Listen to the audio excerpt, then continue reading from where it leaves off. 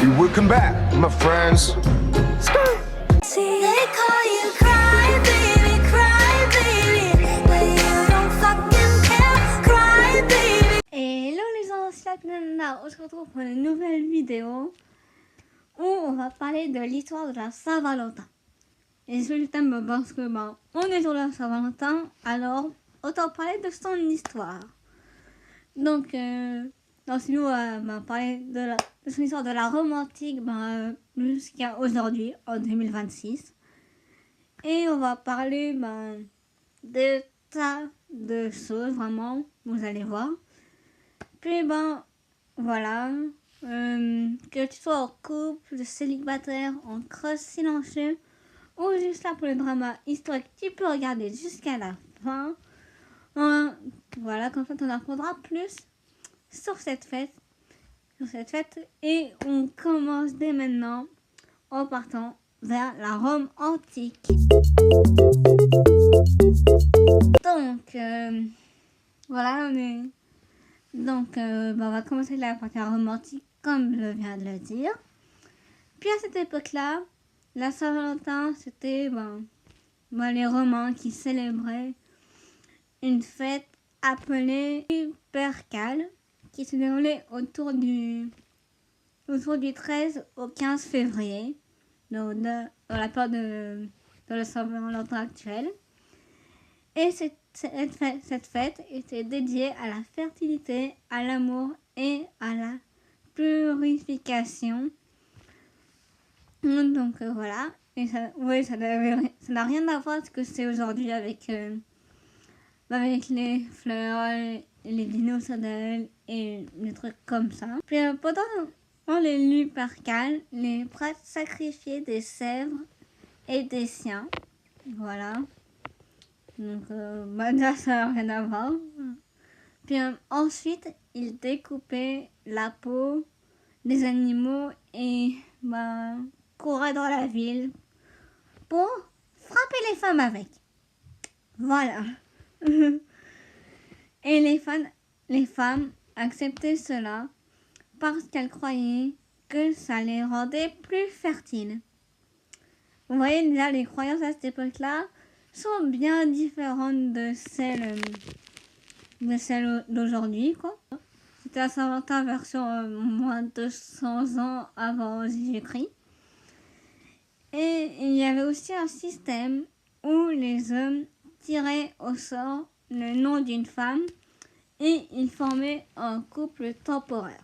C'était un peu le Tinder de cette époque-là.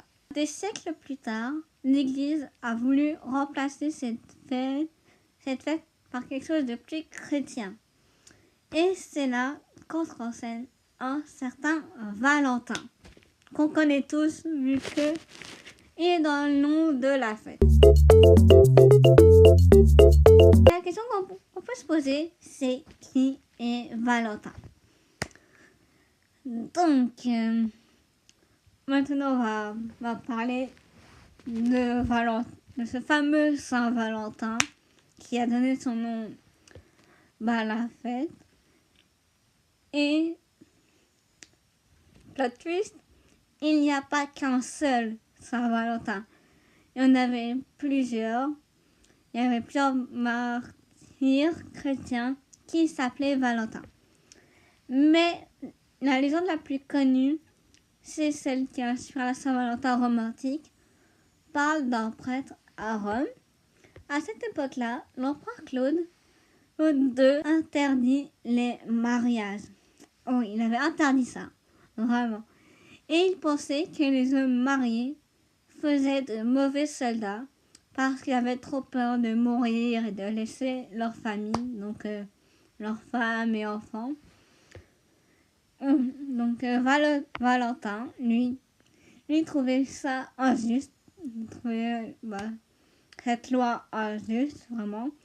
Donc il a décidé de marier les couples en secret, sans que Claude II le soit mis au courant.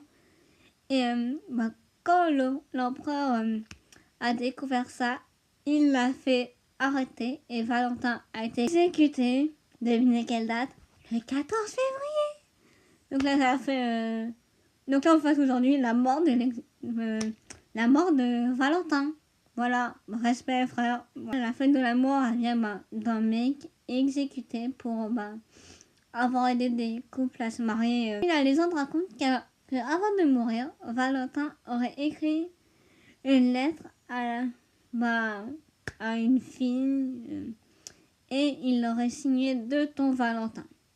Donc ça, c'est l'origine un peu des cartes et tout. Donc ouais, ça fait que la première carte de Saint-Valentin était une lettre d'adieu, et non une lettre d'amour, voilà.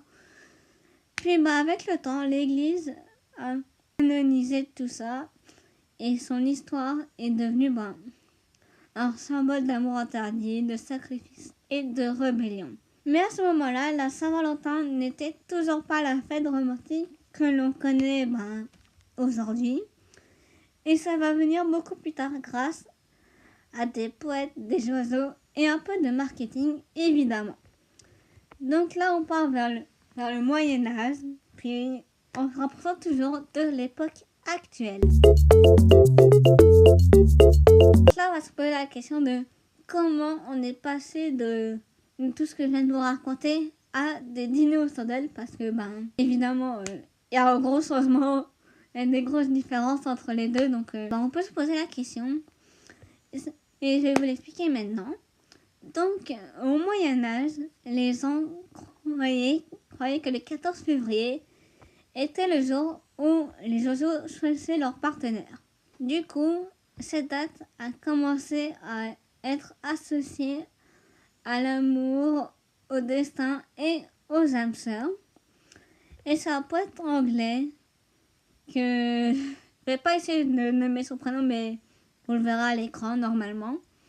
Il a écrit un poème au XIVe siècle où il parlait du 14 février comme le jour des amoureux.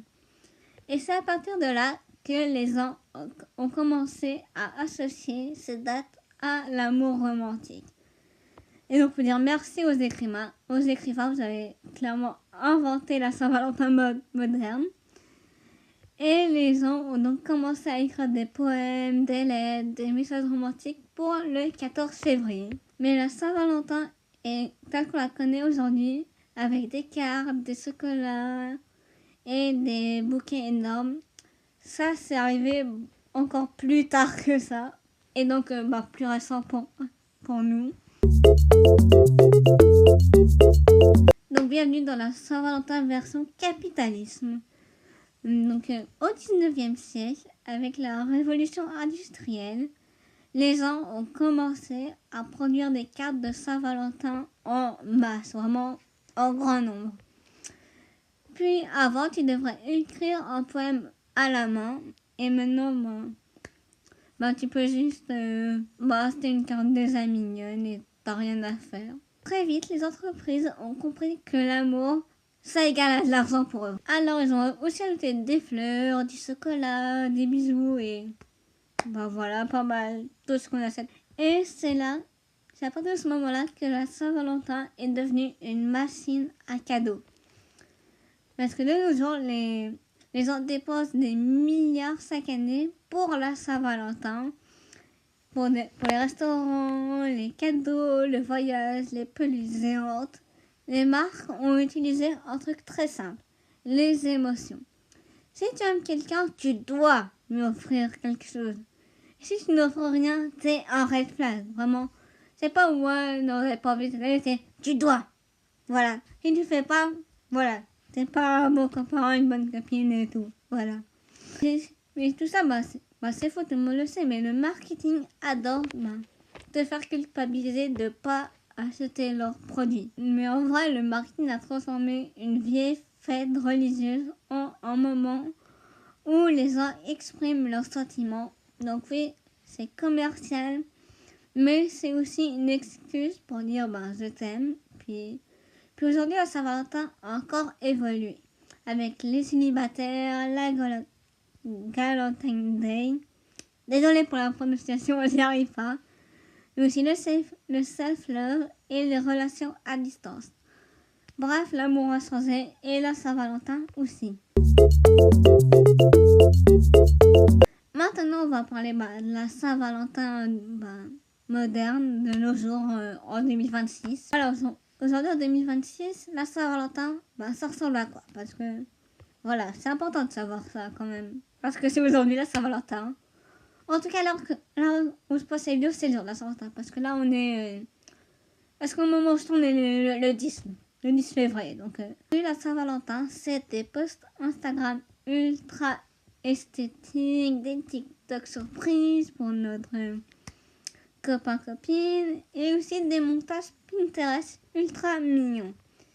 Et si t'as pas posté, on se demande, est-ce que t'es vraiment en couple? Voilà.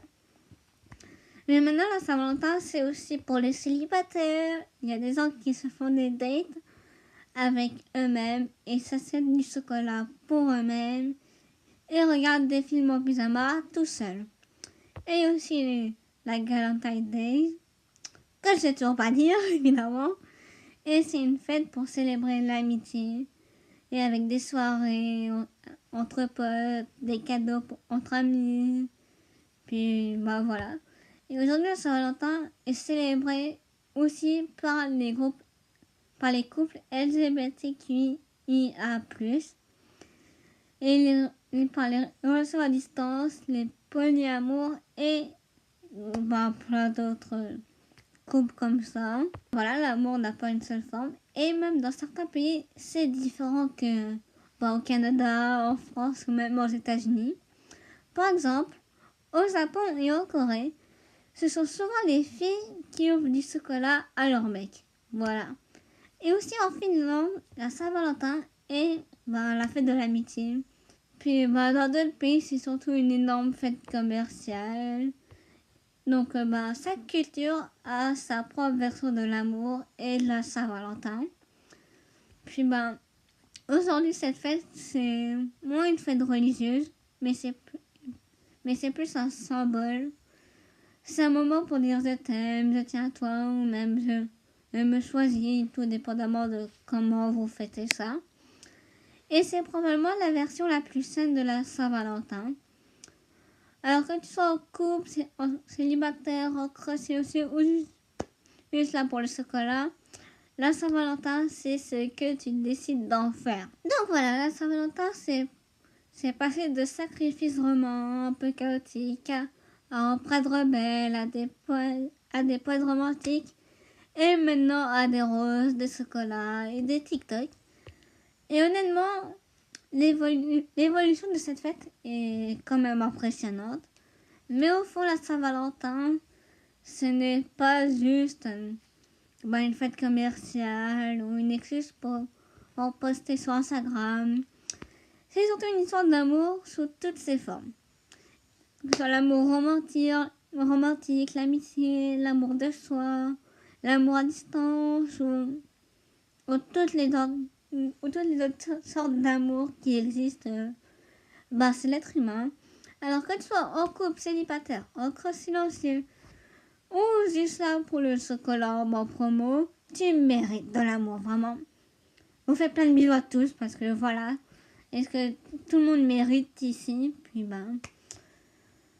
voilà, si tu as aimé cette vidéo, n'hésite pas à liker, partager, t'abonner et activer la cloche, ça me ferait vraiment plaisir. Puis on se retrouve pour une nouvelle vidéo. Je ne sais pas trop quand je vais poster ma prochaine vidéo, on verra ça. Alors, c'était la Nanana et on se retrouve pour une nouvelle vidéo. Bye!